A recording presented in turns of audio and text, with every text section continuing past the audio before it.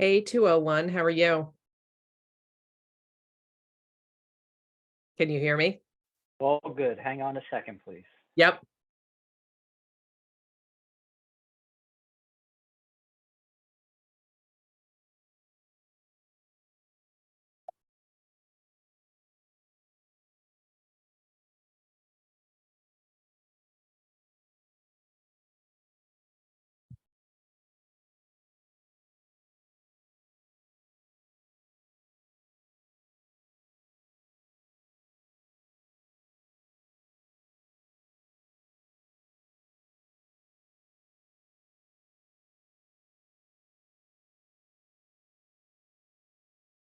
Rich, I'm going to go live because it is 7 o'clock. Okay. Hello. Go right ahead. Yeah, we're Okay. all good. So since you're here, do you want to take the front slides or do you want me to just Sure. through them? Well, I don't know what the front slides are, but I have a little thing I can say. So Okay. introduce Perfect. everybody. Okay. All right. We can do that. So, And I'll just show you the front slides. Can you see my screen? That's it. It's covered, but now, there we go. Okay. Okay. Because I would leave the welcome sign up and then I'll just What I usually do. speak for 2 minutes. Okay. Yep. Okay. Yep. Sounds good. All right. Let's go live. We can still talk. It's just that people will be joining us.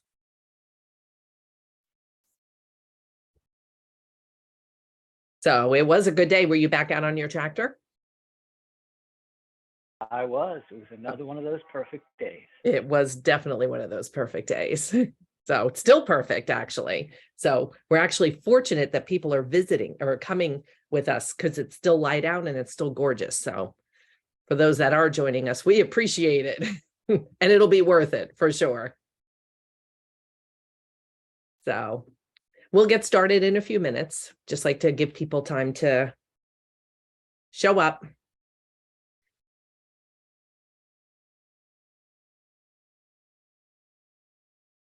I can hear somebody outside mowing their lawn. It's that time of year again.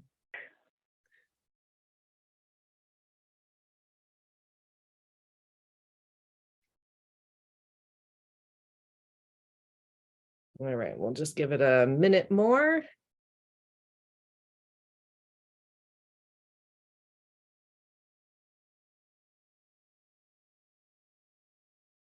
Hard to believe, like May is right around the corner too. I was thinking about that, like one more weekend, right? Then we're into May.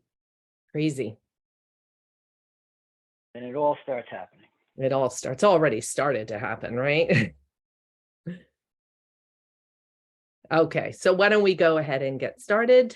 First of all, welcome everybody that's joining us tonight for this month's Backyard Forestry Online. My name is Lori Jensen, the Executive Director of the New Jersey Forestry Association. Again, we're super glad you're here.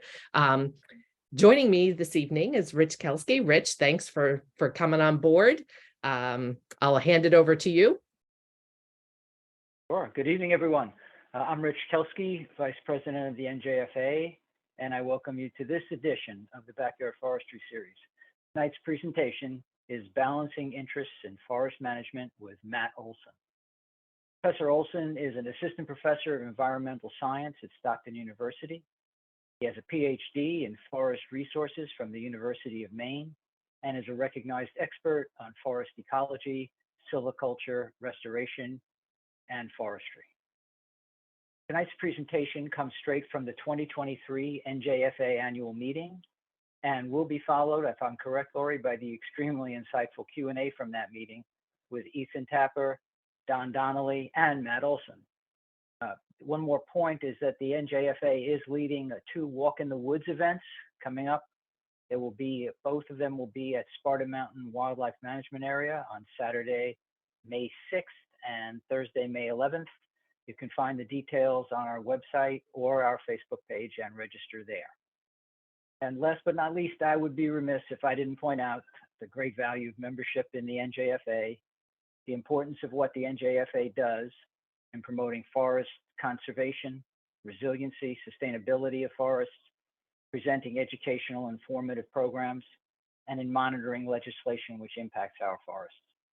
But all of that requires funding and participating members. Producing programs like this is expensive and labor intensive. If you have not done so already, please join the NJFA. Consider making small donations whenever you attend one of our free events. Also consider joining one of our committees or applying to join our board. Thanks again for being with us this evening. And without further delay, here's Matt Olson. Thank you very much, Rich. I'm going to just stop sharing this screen and pull up the first presentation. And there's going to be a little bit of a break in between because there are two separate recordings. So just bear with me. The first one is about 31 minutes, and then I will stop sharing that screen and then bring you back to enjoy the Q&A part that Rich talked about. So let me just get that up. And find it. And here we go. And Rich, if you could just give me a thumbs up once this gets started to let me know that you can hear it. I always like to double check that, okay? First dialogue is that you can see it, yes? Good, and then just let me know that you can hear it in a moment. Values in managed forests. Think about the diverse interests that any given landowner may have, any diverse set of values that they may have for their property.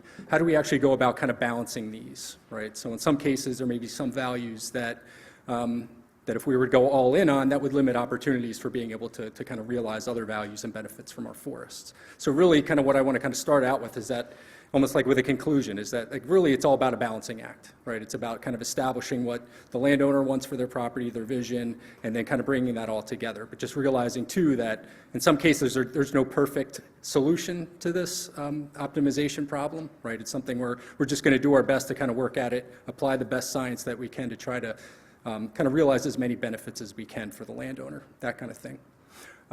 So even before I get started, so Andy, so you mentioned, so my name is Matt Olson. I'm an assistant professor at Stockton University. I have the pleasure of teaching forestry classes there, so we really just offer 3 forestry classes, and I get to teach all those.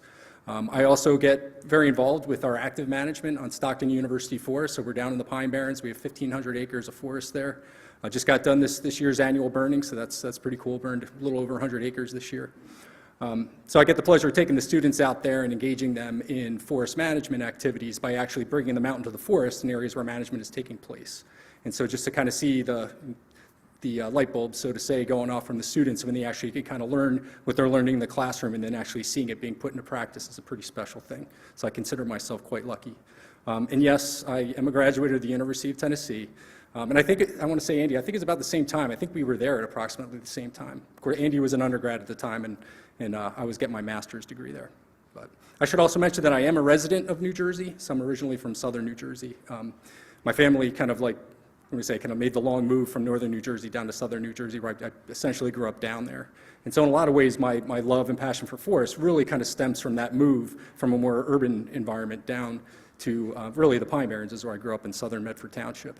And kind of set me off on this lifelong journey, if you will, in learning and studying and just spending lots of quality time in forests and hopefully just getting people more interested in forests. Yeah, so just to kind of start, do that here. So what I have here just presented, so this is the results of the National Forest Woodland Owners Survey. So this would be the most recent survey results here. And of course, during these woodland owner surveys, I don't know how many folks that own woodlands that contributed to this. But basically, there's going to be a series of questions that are put out that you respond to, and then they kind of compile all of this, run statistical analysis, and then kind of present the results as kind of like this is the state of our family forest land here in the United States.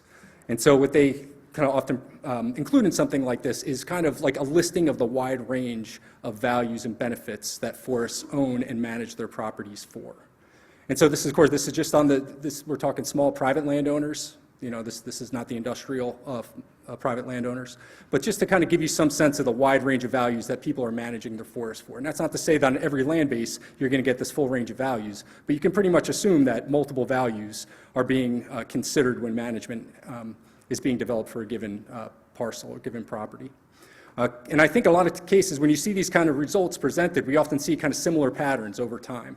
Like for the small forest woodland owners, we often see that what kind of shakes out as the most important, which is kind of, you can see here based on this ranking. So basically there's ascending order of ranking here. So the that represents the kind of the values that most folks submitted as the values why they manage and own their forest land.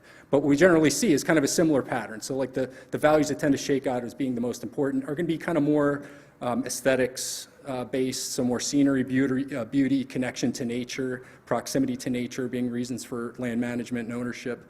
And then things like wildlife habitat, and I would also say things like biodiversity conservation, habitat protection, forest protection, all those kinds of things would be kind of the things that tend to shake out as being the most important. I think all of us as a group would agree that that's extremely important. We would see that both on our private and our public lands.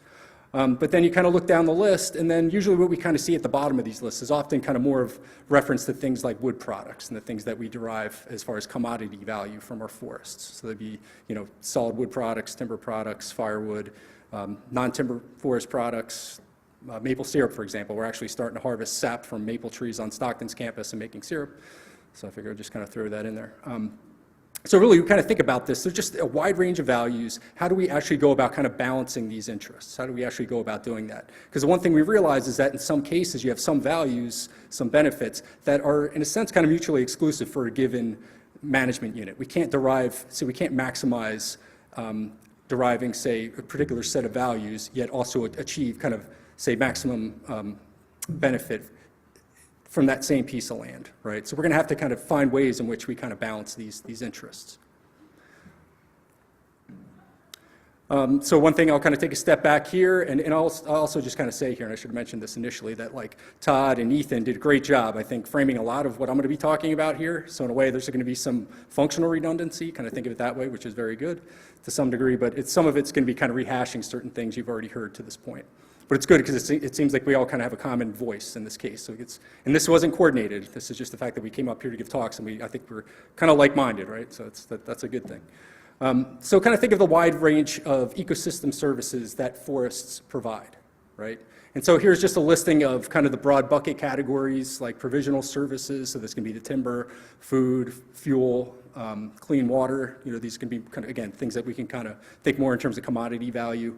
Kind of the supportive services, talking about habitat for wildlife, right? And thinking about those intricate web of interactions that take place that kind of constitute our forest and its functioning.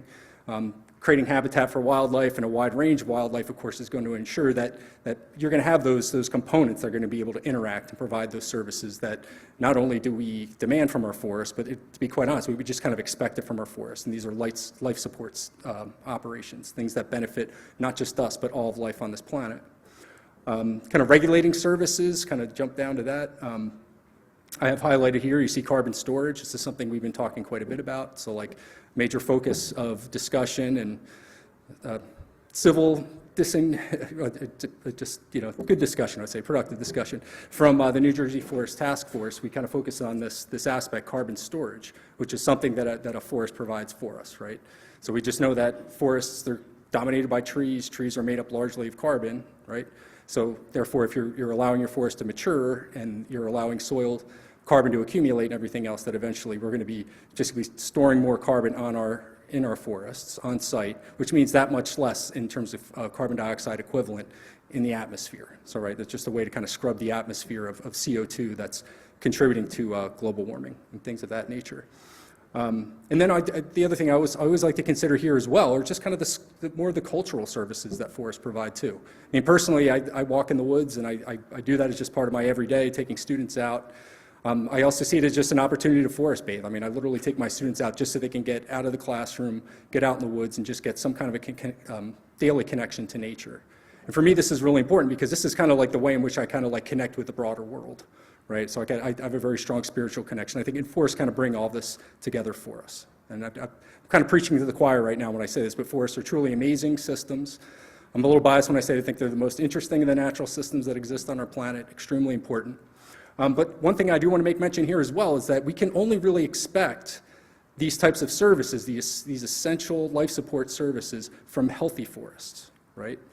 It's not just going to be from a degraded forest that we can get this, or at least not at the level that we expect and we demand, right? So it's going to be healthy forests that really provide this for us. So we have to keep this in mind.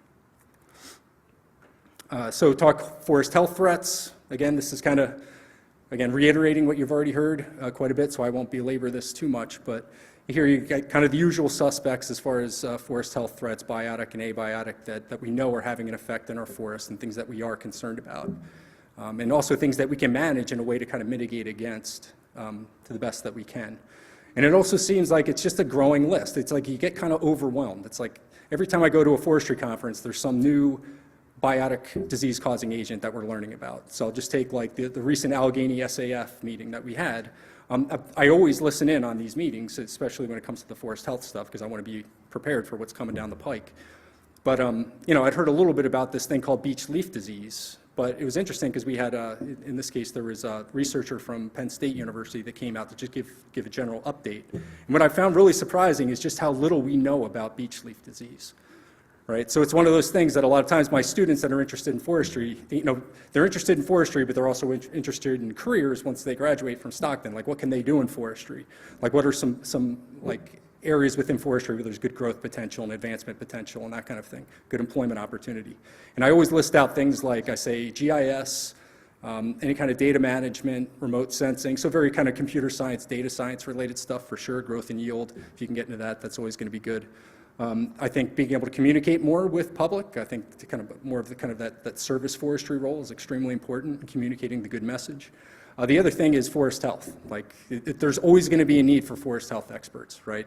In part because our world is globalized, our trade is globalized. So there's going to be this, no matter what, this inadvertent movement of organisms from one continent to another that could lead to introductions of species that cause disease in our forests and lead to forest health declines.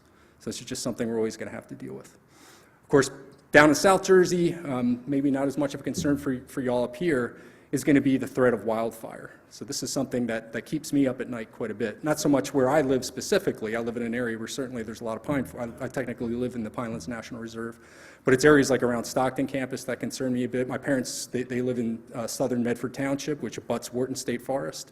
Very dense forest around there, lots of fuel. It really, to be quite honest, can freak me out sometimes when I drive around there, and I just kind of notice how embedded folks are in the woods and maybe not really realizing the risk that exists there, that kind of thing. You know, many of us are familiar with the forest statistics for New Jersey. It seems like every report we're getting, there's going to be some acknowledgement of kind of what the condition of New Jersey's forest is, which is important, right? Because we have to take stock of where we are now to get a sense of where we're going to head in the future. And so what you see here in terms of this figure, just I don't know if this is not quite working here. So this histogram that you see over here to the right, I mean, this is essentially showing the age structure of New Jersey's forests. Probably for many of you, I assume you're a bit familiar with this image. So this comes basically from FIA. So FIA published this, and it's also been published most recently in the State Forest Action Plan, which I think does a really good job at just kind of like describing in detail kind of what the current status of New Jersey's forests is and kind of how to move forward. It really does kind of give us a kind of a path forward, I believe.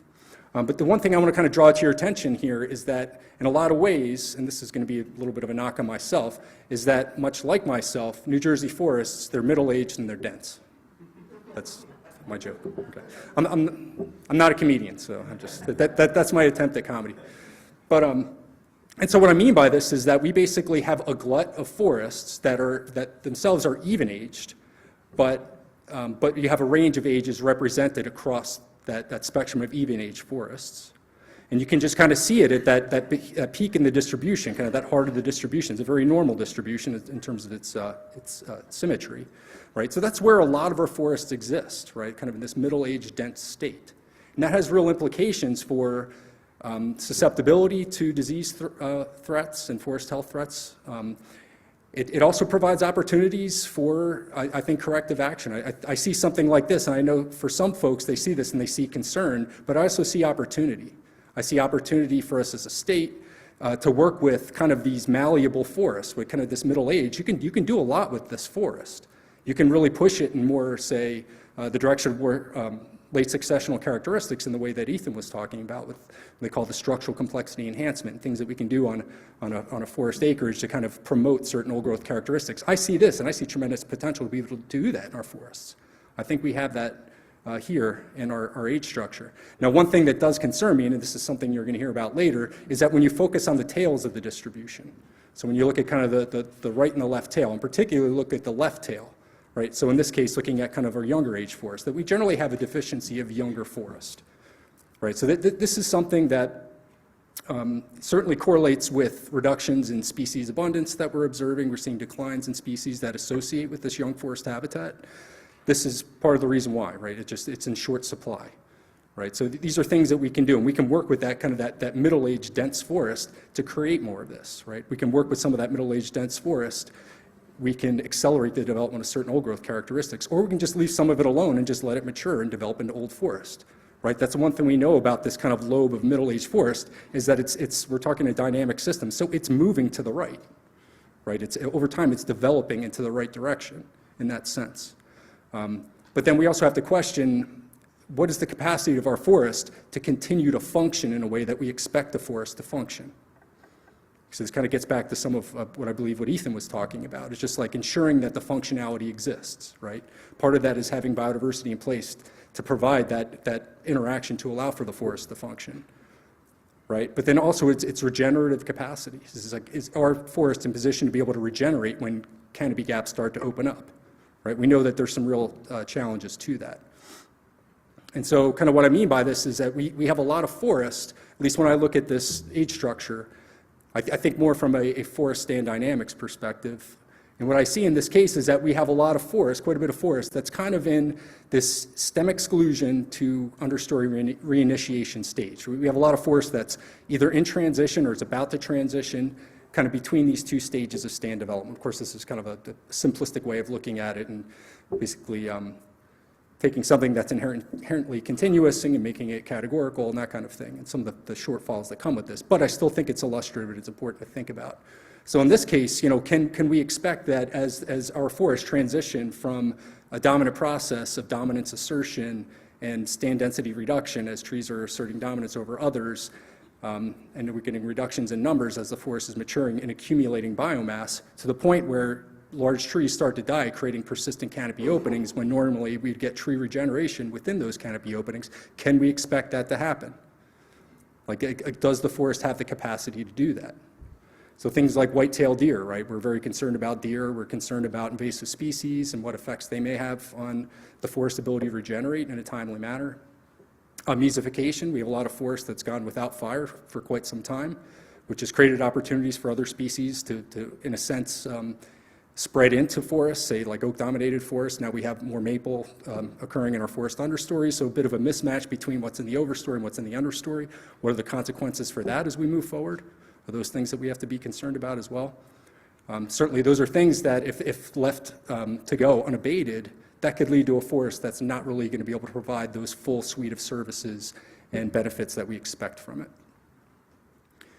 So some of this is reflected in work by others using FIA data. So I'll just kind of share this briefly here. There was a paper that was put out 2019, actually from a colleague who, when I was getting my PhD at University of Maine, she was there too, doing some work, some interesting work, but that's kind of a side thing. But now she works for the Park Service, and she's been doing some interesting research leveraging that really large, important data set in FIA. And kind of what they were looking at in this case is this idea of what is the capacity of our forest to regenerate, to not only remain forested, but to be able to maintain the species composition that's currently making up our forest overstory. So kind of what's the degree of similarity between the species composition in the understory of the forest with that of the overstory. And so kind of what they did was they used that full data set of FIA, and they came up with an index, what they called regeneration dead, to kind of describe kind of the capacity of the forest that included several different factors in the index. And so what you see to the right here basically is the product of their work. So they came up with this index. They basically modeled it spatially and kind of put it out over the region of interest. And so you can see basically some of these blue and kind of purple areas, right? So that coloration, those represent, I know it's kind of hard to see the legend, I apologize. But so those represent areas of moderate to high regeneration debt or severe regeneration debt, which basically means that this would then be interpreted as where the capacity of the forest to regenerate has been impacted in a bad way. So basically where it lacks some capacity to be able to regenerate in a timely manner and to maintain the current forest overstory composition. What you may be thinking, well, forest succession, right? So we know that succession happens. So maybe this is just some of this mismatch between species in the understory and the overstory is just really natural process. This is just succession that's taking place. And of course, succession just happens, right? It's not like there's no really good or bad direction of succession. It's just that that's the value that we assign to it. But in this case, what they're suspecting is that a lot of this is oak-dominated forest, that again, because of absence of fire in some cases, now you've had species, maple, red maple, sugar maple, American beech, that have kind of crept into the understory in some of these systems where historically fire would have precluded them. And so now we're seeing the possibility of a state transition from, say, something that's kind of oak hickory, which is actually pretty, in a lot of ways, kind of models out as being a forest type that's pretty well adapted to future projected climate, to an understory species that are northern hardwoods that are increasingly incompatible with future conditions in our landscape. So it could be kind of setting us up for some future challenges associated with maintaining forest health and getting the values and the ecosystem services that we expect. And I'll just kind of put a shout out to some of the work we're doing at Stockton University. So you can see the image over there to the left. So that's basically showing, and I just took this yesterday. So this is an area just outside of our sugar bush on campus where it's a wetland area. It's pretty diverse, so we have pitch pine and Atlantic white cedar, red maple black gum, sweet bay magnolia, American holly, kind of just a suite of species that are out there. But this is kind of the classic case where this is a forest that should be transitioning from the stem exclusion to the understory reinitiation. In fact, this is a stand that's probably a little further along. But we should be seeing regeneration coming into gaps, but we're not, because the deer are literally munching every woody plant that's coming into these openings, to the point where there's a clear browse line, and even high bush blueberry is pretty much being browsed down to a nub in this area, right? So one way that we've kind of come up with to overcome this is now we're planting basically willow oak in this case. We're doing some enrichment planting in these gaps. We're not intentionally creating or expanding these gaps. Literally, we're just planting natural gaps that are forming on their own anyway. So in a sense, this is, we don't have any intention of doing any type of active management beyond that in this particular area. So in a sense, we're practicing a form of proforestation in the sense that we're kind of promoting mature forest conditions in these areas just by simply, not because we're not actively managing it beyond just extracting sap from some of the trees. But we also want to be able to ensure that that forest, as it matures, that it can remain forest, so that's going to be able to regenerate. So that's us stepping in and intervening and basically collaborating with Mother Nature, in this case, planting oaks in these gaps. Okay, so to kind of get us back to this discussion of values and balancing values, I'm just going to start out with just the generic statement here, and I think for many of you, I think you fully understand this, but I just put it out there anyway. But this idea that if we go to maximize any one given value, if we go kind of all in on maximizing the benefit of one particular aspect of our forest that we're interested in, that's going to limit opportunities for advancing others, right? It's kind of think of it from an economics perspective, like the production possibilities curve, right? Is you have, in this case, a limited land base, and you have objectives for that land, right? Just kind of think of like two possible objectives for that land. If you go all in on one, you can't go all in on the other, right? It's some type of an optimization. It's going to be a balancing act between those two that you need to achieve in order to be able to realize benefits of both, right? You're not going to be able to maximize both, but it's about trying to establish what's kind of an acceptable level of both, right? So so in other words, we're talking about trade-offs. So we're willing to trade a little bit in one to be able to gain in another. So we have to really kind of internalize these trade-offs when we're making decisions about how we manage our forests. And so just to kind of take some examples, and again, I think this is stuff that's pretty clear to most of us here. In fact, we're going to hear a little bit more about this later, I expect, as we hear about what's going on at Sparta Mountain. But in this case, like, just an example here that, like, if we're going to be creating young forest habitat, right, within a given management unit, if that's the focus, that obviously is going to limit opportunities for us to be able to, say, manage for mature forest conditions within that unit, at least temporarily, right? The forest eventually is going to mature, and you're going to get to that mature forest state, assuming that we shepherd it along the way. So again, this is just an example in which going all in on one is going to limit options for another, right? Not to necessarily say that's good or bad. It's just one where it's just by going one direction entirely, it's going to limit what we can do in other ways. And I'll take also now just this idea of managing carbon in our forests, which I think very to the point of what Senator Smith was saying. I think when it comes down to how we address climate change, personally, this is where I stand, I think it's going to take a combination of mitigation and adaptation measures. Like, we can't just entirely focus on maximizing carbon storage because you need a healthy forest to be able to provide that. And we know that the one thing with future projected climate and other uncertainties into the future, that's going to make it increasingly challenging for us to do that. Right, so the assumption would be in this case that if we're going to go all in on something like this, that our forest is capable of withstanding future events that are likely going to disrupt its function, that there's enough resilience within the system to be able to handle that. And that, to me, is a big assumption to make. Like, I think we need to be a little bit more proactive in terms of how we try to address adaptation to also gain in something like mitigation. I just move on from that.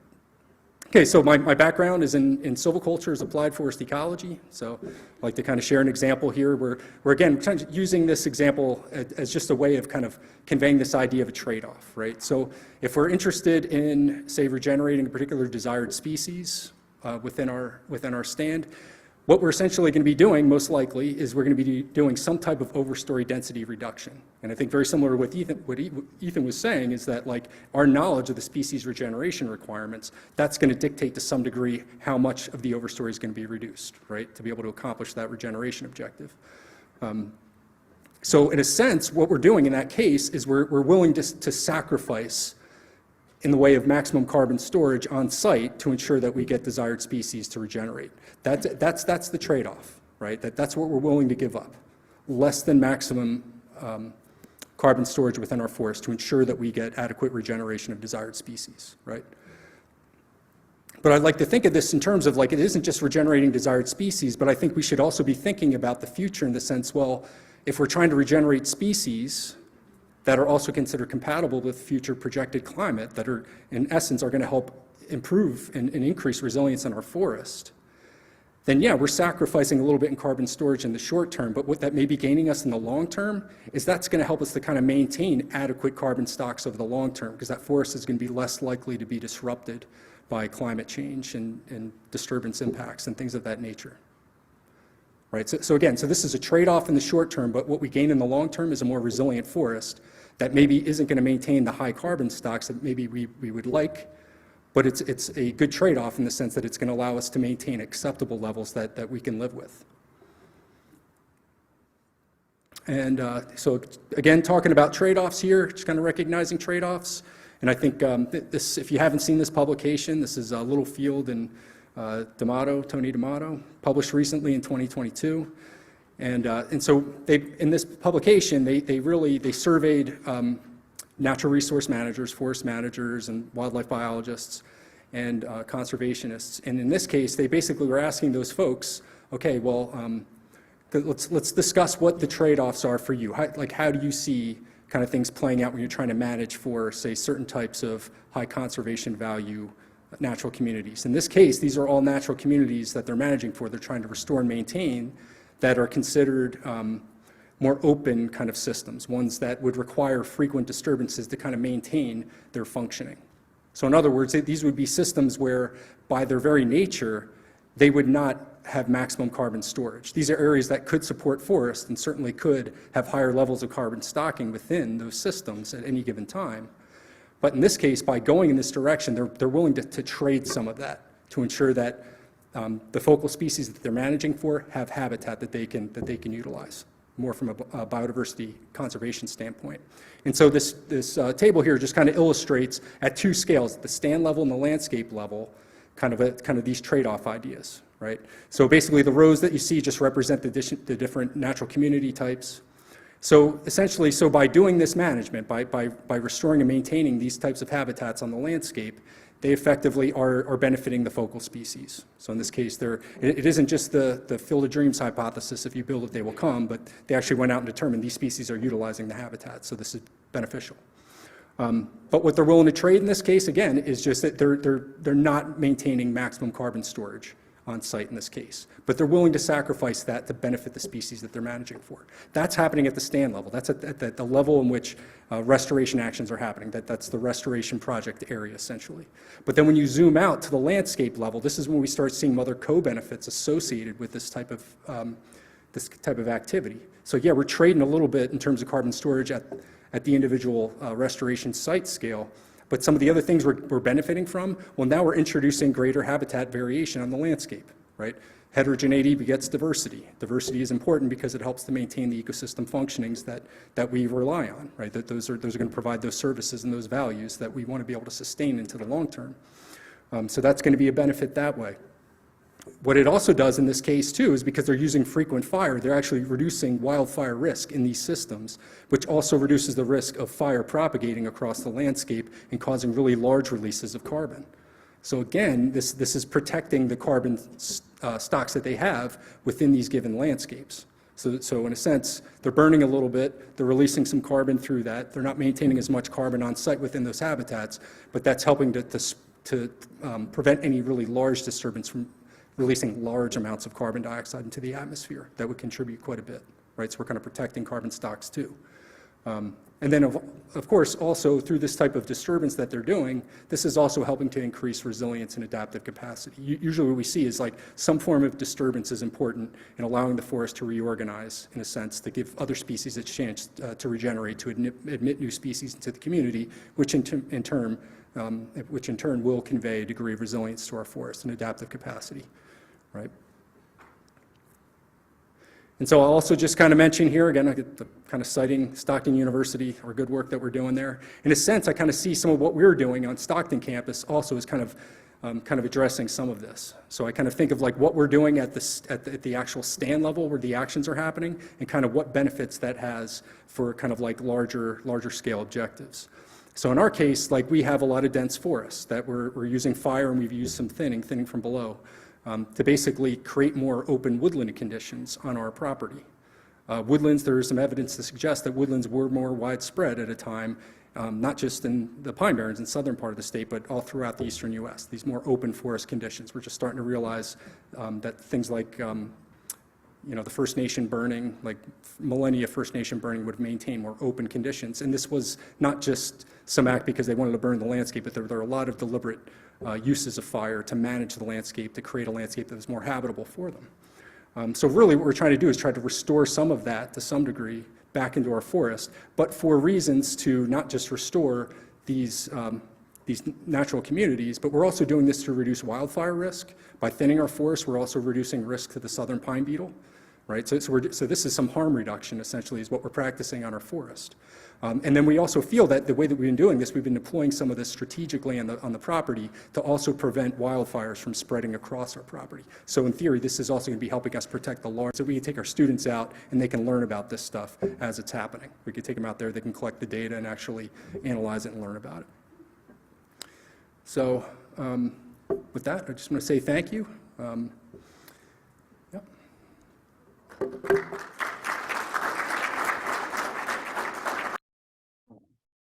Okay. Very good. Yeah, we can clap, right? Very good. The second time I've listened to that now, and I'd like to listen to it a couple more times for sure. So I'm going to bring up the Q&A, and then we will chat afterwards, if that's okay. Let me just get, this is the Q&A that followed Matt's presentation at our annual meeting. Here we go. Make sure I get that nice and centered. All right, and this one is about 20 minutes, so we'll see you on the other side of this one. Okay, if I get Don up here, Ethan and Matt, jump up here at this table here. We're gonna do a Q&A session to kind of follow up on Ethan's talk and Matt's talk. Guys, thank you on behalf of everybody. You guys did a great job. You really did. There's so much good information there, so thank you. Yeah, it's great. So we've got about 15, 20 minutes we're going to take to do some Q&A now. We will do some later. So if you have a question, raise your hand and I will get to you.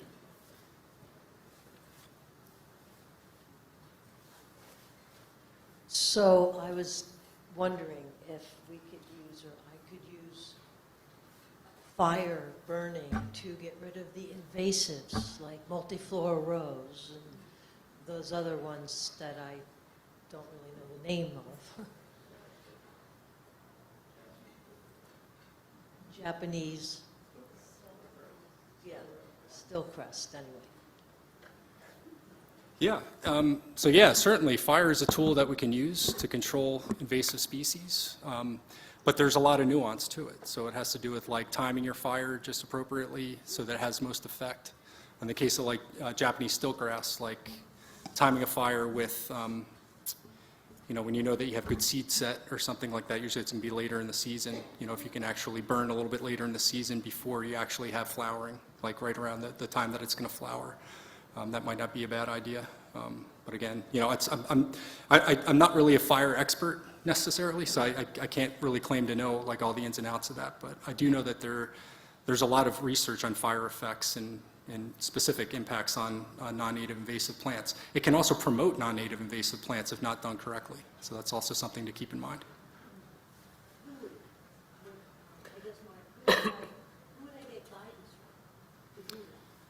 Yeah, so I mean, there's a bunch of internet resources for that. Like I know that if you just look up fire effects in plants, for example, I can't remember the exact name. It's a USDA program, I believe, maybe the Forest Service that has that. FEIS. Oh, FEIS. Yeah, but it's like really good information there. Yeah, they give you real details on the life history of the plants and their physiology, and then they also talk about fire effects and things like that. So my name's Jim Lyons. I thought those were great presentations. And I wanted to see if my conclusion is correct. I sat through most of the Forest Task Force discussions, debates, no fights, thank God. But so my sense is that managing for carbon storage over the long term, if I understood the presentation I just heard correctly, could have adverse effects in terms of biodiversity over the long term. So there's an inherent conflict between trying to manage or maintain old growth forests across a large landscape, I guess under the rubric of proforestation. That could be a conflict with trying to maintain biodiversity and diverse habitats that obviously are going to promote diverse species. Am I interpreting that correctly? And if so, kind of how do we deal with that conundrum? Because it seemed to me that the battle that we're still going to have over forest management is between proforestation and what I'll call active stewardship, or silviculture, to achieve a more diverse mosaic in terms of forest types and forest habitat. Am I interpreting that correctly? And if not, maybe you can set me straight.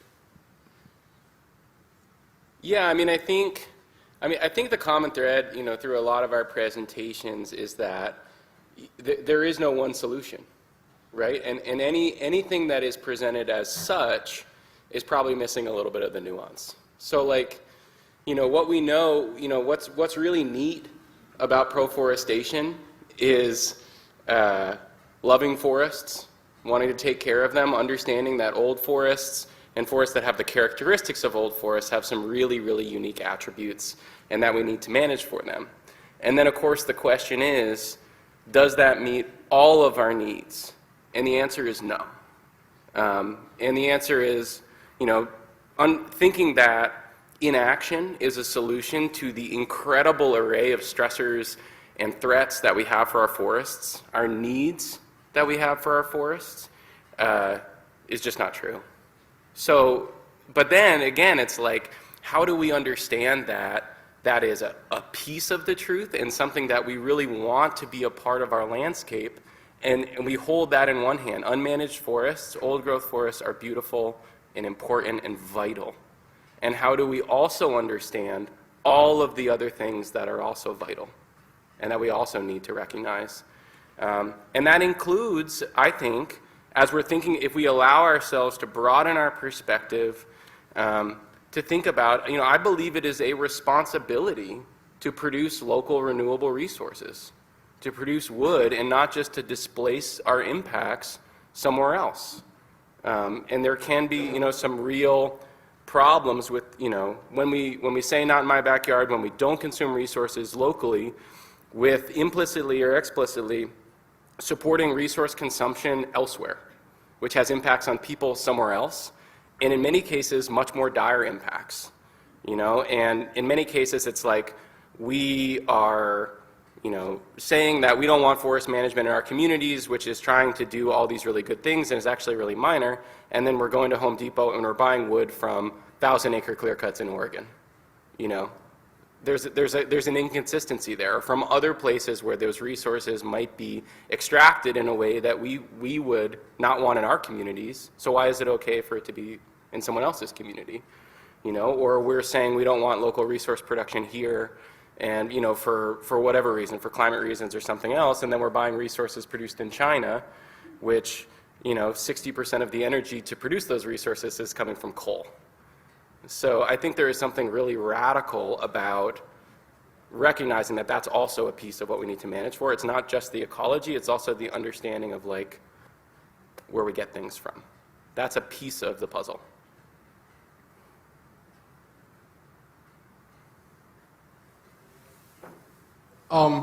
Back here, a young forester question for older, more experienced foresters. All right, as I meet with landowners, sometimes the question is, why manage my woodlot? So in theory, say the desire for wood products was a zero in New Jersey, being that New Jersey is wealthy enough to import all of their goods. So therefore, there is no appetite for the production of product on the landscape. So why should we manage our landscape for other reasons than product building would be my question overall. The other two are looking at me, I guess, because I haven't spoke yet. And of course, Dylan gives me a stacked question. I think that really comes down to this idea of having multiple objectives met because our society needs multiple things. One thing I was just thinking of with the question of proforestation is we have to even consider, like, what is the capacity of the forest types we have to fulfill the objective of proforestation. And the easiest example is in our pineland systems. Are those systems really structured in a way that they weren't disturbance dependent? And the answer is yes, they are disturbance dependent and they need disturbance. Therefore, if you took a philosophy of managing our 1 million acres of the pinelands for a single objective, are you setting it up for disaster?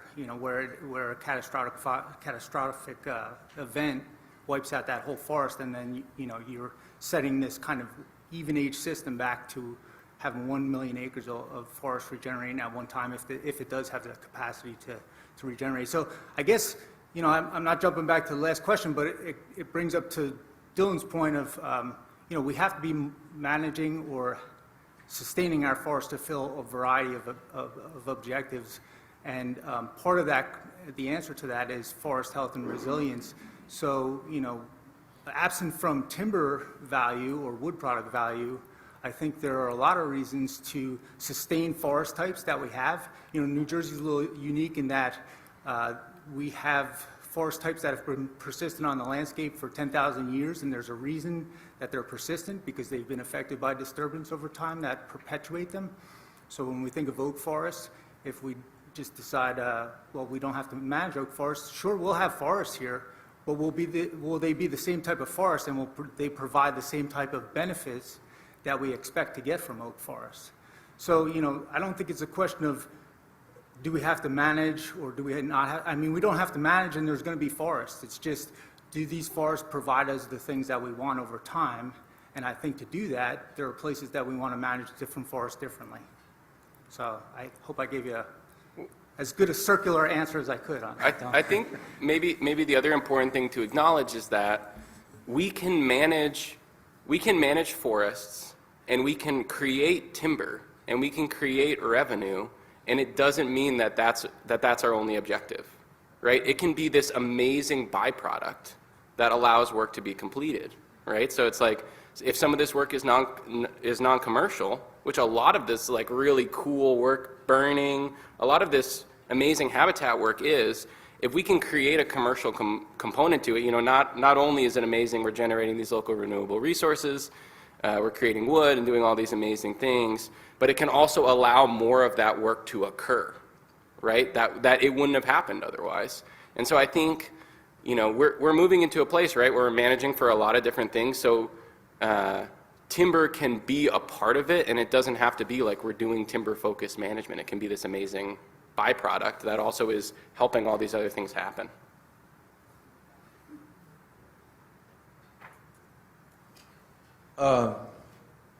So they're all great talks, and they're all true, and what people need to hear. Good. But there's a couple things that no one ever wants to admit or talk about. In terms of the task force, I think Senator Smith made it pretty clear where he's going. You know, he made it very clear that pro-forestation and carbon is the way we're going. Putting that aside, we could talk about the need to manage our forests. It's a political, social problem that is just beginning to explode. And in the coming weeks and months, this argument is going to get really ugly. Let's put that aside a minute. 40 years ago, the government, the federal government, and the state government promised us in South Jersey that if we support the creation of the Pinelands National Reserve, there are two things that we really are going to protect. One of them is the ecological integrity of that region. The second thing is the historical, cultural use of that region. The historical, cultural use of that region made the ecological forest that we saw 40 years ago that was so special that needed to be preserved. And the adoption of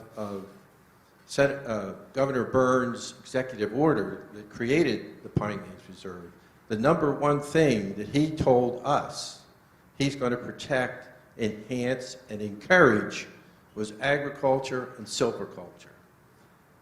Now, anybody who understands southern New Jersey knows that in the 1960s through the 70s, and for 300 years before that, there was a very culturally linked group of people that survived by working and taking care of the forest. And this is a bunch of nonsense, that going out today and cutting some trees, somehow we're going to ruin this forest after it's been used for 300 years. When are people going to start talking about the people? People live there, people agreed with this. Those people are the ones that sacrificed all their economic value of their land is worthless. And we were told time and time again, it's about the culture, the heritage. You know, people used the woods, they made their boats from the woods. You go down the list, the shingles and sidings of all the buildings along the coast, and that's been ruined. We started with 37 sawmills. We have one left, and it's on the ropes. I understand nobody cares about that. They just don't. Trenton doesn't care about it. Trenton cares about one thing, getting our land. And at some point, people have to come together and start to understand all this. We can talk about, you know, these three presentations, we've been doing that for decades. Clean your water, habitat, the whole 9 yards. We have a political social system here that just prohibits us from coming together. The people mean something. This land means something. And you can't look at the Pinelands National Reserve and ignore the people who live there, who work there, and created the forest that by the 1960s everyone wanted to preserve. The ecology of the Pinelands is based on two things, disturbance and fire. That's what created it. We can't go back 300 years and imagine what it was or wasn't. So that, you know, we need to start digging a little deeper here. But the political, social problem, I don't see an answer.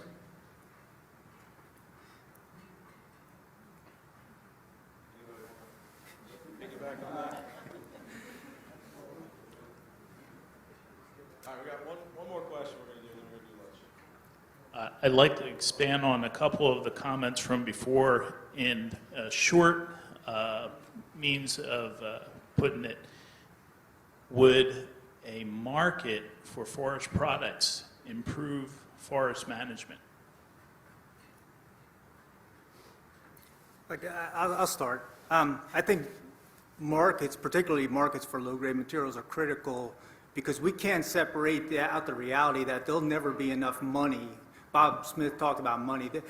There's never going to be enough money to do things at scale like we need to do, and to pretend that economics and finances aren't a key part of natural resource management or society is kind of absurd.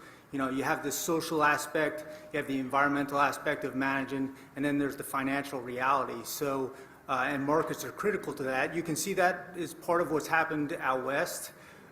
You know, when markets disappear, there's particularly for low grade, you know, there's always markets to sell big saw logs. You know, that's not the problem, but that also doesn't address a lot of the issues that we'd like to accomplish with forestry, I think. So markets are absolutely critical, and when you have social, this goes to what Bob was talking to, then you have social climates that, you know, don't favor the development of markets. It's a difficult climb to come out of, and I don't know how you get out of that. I don't have the answers to that. I don't know if anybody wants to add. Yeah, I was just going to add, I'll kind of add my South Jersey perspective in that, you know, certainly wildfire risk is something that's just paramount in a lot of our minds. And if we could actually do more in terms of managing our forests to reduce stand density as a form of fuels reduction, something like that would be fantastic to be able to impact more acreage. And certainly, you know, I mean, there could be just out of pocket paying for it, right? So there could be ways and mechanisms for having that happen. But probably a more efficient and more sustainable way is for there to be a wood market, basically a place where we can take that wood, sell it, so we can generate revenue from that justifies that type of activity. And if it generates enough, then it can be used to reinvest in other types of protected measures or in forest resilience adaptation strategies and things of that nature. So yeah, I definitely see there being a real need for something like that, at least to make it sustainable moving into the future. Yeah, I think the answer is yes. And I think it's important to remember, right, that all forest management is habitat management. And so imagine if you could do habitat management and you could create an output and someone would like pay you for that and it could be used to like build someone a house. Wouldn't that be amazing? If you could just like, you were like, wanted to do some habitat burning to create these really cool and underrepresented habitats on the landscape. And in somewhere in that process, someone would be like, oh yeah, we will turn some output from this process into something amazing, and to something that supports a local economy, and to something that is, you know, used to make something beautiful, to shelter somebody, you know, to make someone warm.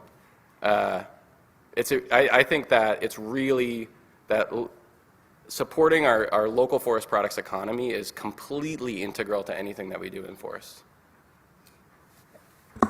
I'll just add one last quick comment. I think those markets are there. We don't know how to use them. I was talking with Ethan earlier. When you go into Lowe's and you see those stacks of firewood from Lithuania, like, you know, we consume things, to his point earlier in his discussion. We all consume things, yet we would like to pretend if we don't consume them, or if we don't, you know, cut a tree locally to provide them, that somehow we're not having a negative impact. But yet we still consume those products. So, you know, I think it's just changing the paradigm of how we are willing to accept using local products versus, you know, this perception that we're not using them because they're coming from somewhere far away.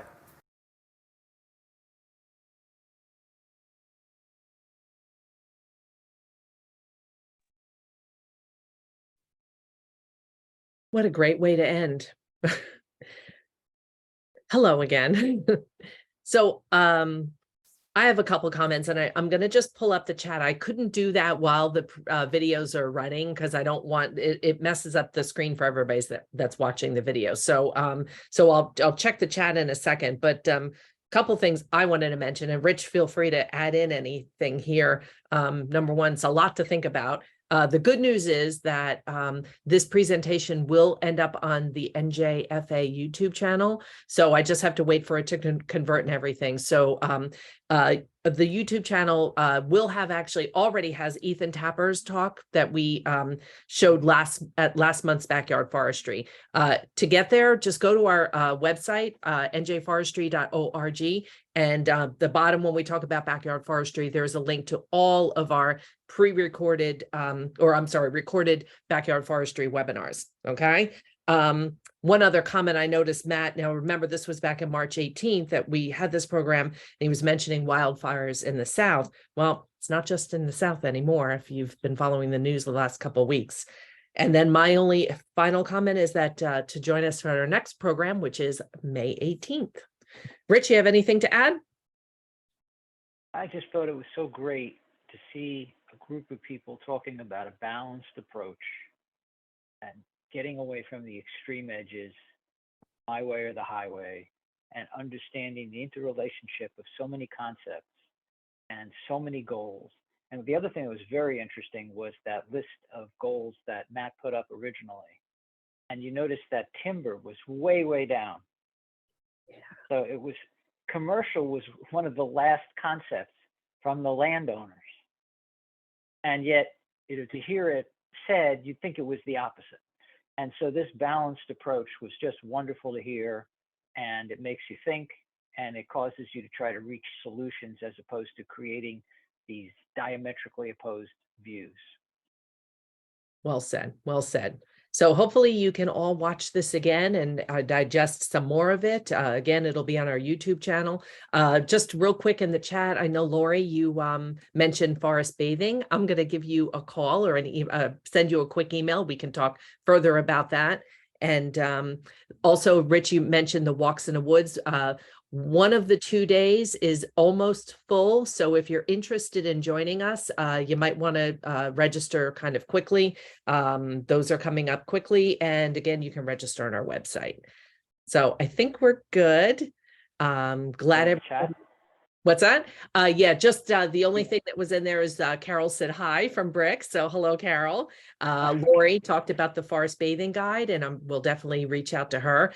We're trying to do some more in-person things like these walks in the woods or where we can gather, certainly our annual meeting. So Lori and I will chat about that. And Joan, good point about the control pop-up, because that's why I kind of try to stay off the screen when I'm doing the webinar. So hopefully you got to see everything. And again, you can see it again on our YouTube channel. So I think that's it for this month. I hope everybody has a good couple weeks and enjoy spring. And we hope to see you again in May and hopefully at the Walks in the Woods. Great. Thanks, Lori. All right. Good night, everyone. Good night, everyone. Take care.